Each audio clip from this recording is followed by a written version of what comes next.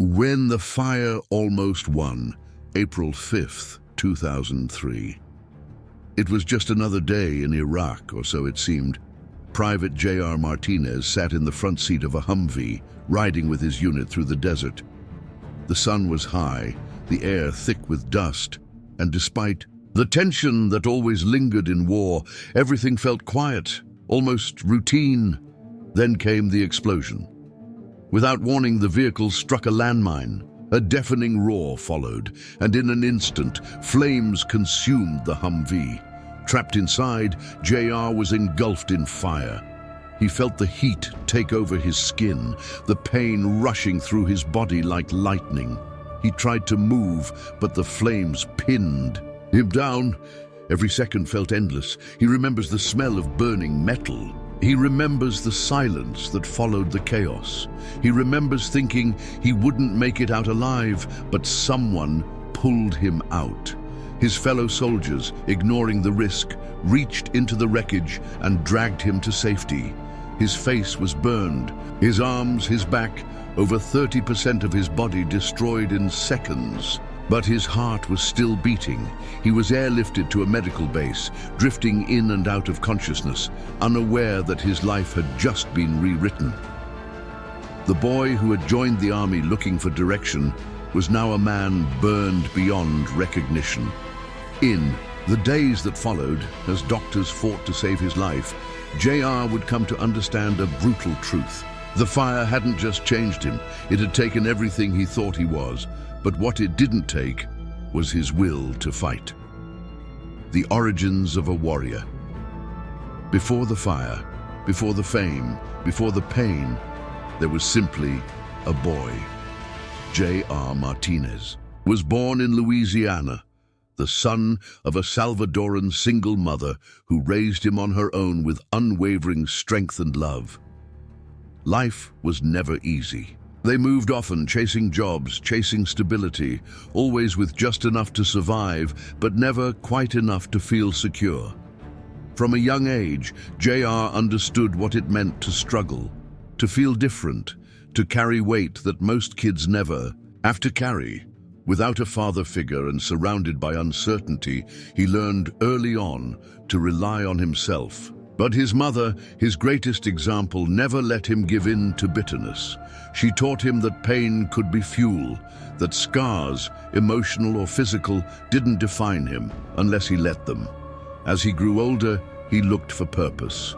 He tried football, dreamed briefly of becoming an athlete, maybe even a professional one, but reality was always louder than dreams.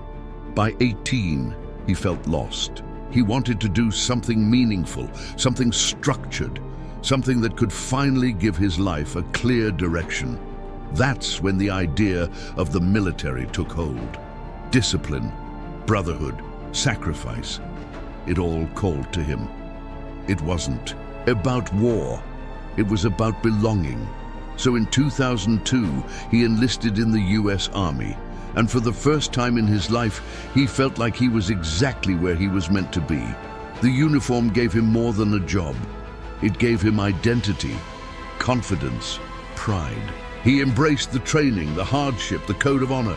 For JR, the army wasn't a path to escape who he was. It was the road that would show him what he had always carried inside: resilience, strength, and the spirit of a warrior. Young soldier in a foreign land.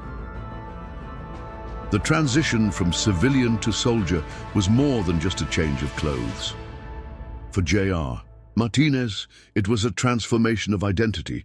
Basic training tested every part of him, his body, his resolve, his character. But with each early morning run, every shouted command, every drop of sweat, he felt stronger. He felt like he was building something, not just muscle, but purpose. He found in the army what he had long craved: structure, unity, and belonging. The men beside him became brothers.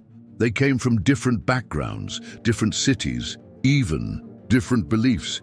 But in the barracks and on the field, none of that mattered.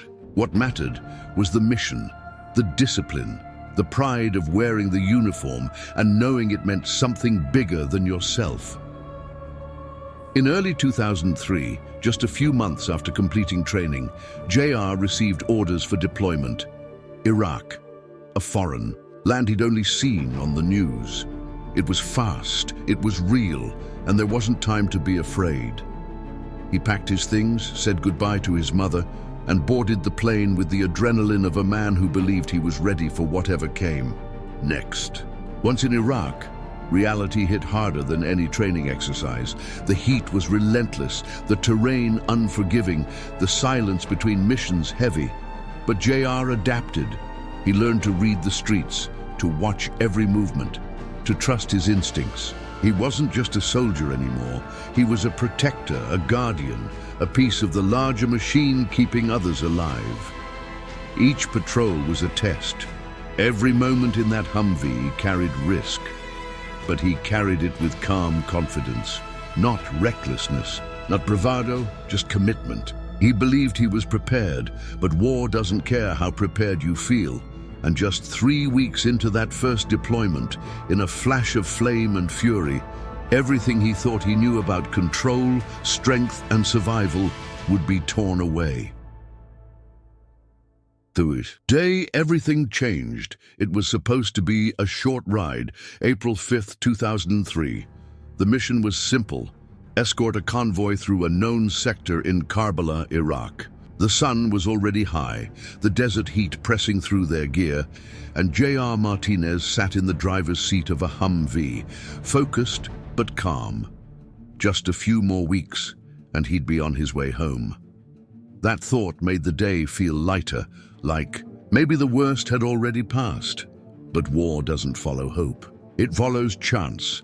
As they moved through the city, the unexpected happened in the space between heartbeats. The front left tire of the Humvee hit a roadside bomb, an IED buried just beneath the dirt. The explosion was immediate, violent. Fire burst through the cabin. Shrapnel tore through the steel. JR didn't have time to think, only to feel the shock, the impact, the heat swallowing his body in seconds. He was trapped. The flames wrapped around him, burning through his skin, his uniform, his face. He tried to move but couldn't. His body screamed even when his voice couldn't. Inside that metal coffin, time bent. Every second stretched into eternity. Then came the hands, fellow soldiers reaching through the fire, risking their lives. To pull him out, they dragged him from the wreckage, barely conscious, barely breathing. The damage was catastrophic. Over 30% of his body was covered in severe burns. His ears were gone, his scalp burned, his face unrecognizable. He was flown to Germany, then to the US, to the Army's burn center in San Antonio. In the helicopter, in and out of consciousness, JR had no idea that everything had changed. His mission was no longer about survival on the battlefield. Now, it was about surviving himself. In that moment, a soldier's war ended and a much harder one began. Scars of the soul. The pain didn't stop when the fire went out. In many ways, it had only just begun. JR Martinez woke up in a hospital bed in San Antonio, wrapped in bandages, hooked to machines, his body motionless, his thoughts scattered. At first, he didn't understand. He remembered the heat, the panic, the darkness, but now everything was bright and sterile. The faces around him blurred, but one voice remained constant: his mother. She never left. She stayed by his side day and night, whispering words of strength, holding his hand even when he couldn't hold hers back. Then came the mirror. The first time he saw his reflection, he froze. His face was swollen, skin tight and twisted, covered in scars. His ears were gone. His head was bald and raw. It wasn't just the image that hurt. It was the distance between the man he remembered and the one staring back at him. That gap felt impossible to cross. The physical pain was relentless. Daily treatments, skin grafts, surgeries that stretched into the dozens. But the emotional pain, that was deeper. There were nights when he lay awake questioning why he was still alive. Mornings where he wished he wasn't. In his mind, his future was gone. Who would love him now? How would the world look at him? He felt shame, rage, emptiness. Some days the silence was unbearable. Others, the noise of self-doubt was louder than the machines beside his bed. He smiled for visitors, joked with nurses, but inside he was unraveling. His mother saw it. She pushed back, not with pressure, but with presence. She reminded him of who he was before the fire, and more importantly, who he still was beneath the scars. And little by little, JR began to listen. Because surviving an explosion is one kind of battle. Learning to live with what's left, that's another. Finding light in the ashes. The turning point didn't come with a grand realization. It wasn't a dramatic moment or a cinematic speech. It came quietly, almost without notice, in a hospital hallway. JR had been in recovery for months. 30 plus. Surgeries, skin grafts, endless hours of therapy. His body was healing, but his spirit remained bruised. He moved through his days with a forced smile, carrying weight no one else could see, until a nurse approached him with a simple request. There was another patient down the hall, young, scared, recently burned. He wouldn't speak to anyone. Would JR go talk to him? At first, he hesitated. What could he say? He barely believed in himself, but something in him said yes. He rolled into the room, not knowing what to expect. The patient looked away at first, avoiding his gaze. But JR didn't try to fix him. He just shared his story. Not the polished version, the real one. The fear, the anger, the nights he didn't want to wake up. He spoke honestly. And for the first time, he saw something shift in the boy's eyes. That was the moment. Not for the other patient, for JR. He realized that his pain had value, that his scars, once a source of shame, could now be a bridge, a way to connect, to give someone else the strength to take just one more step. From that day on, he changed his approach to healing.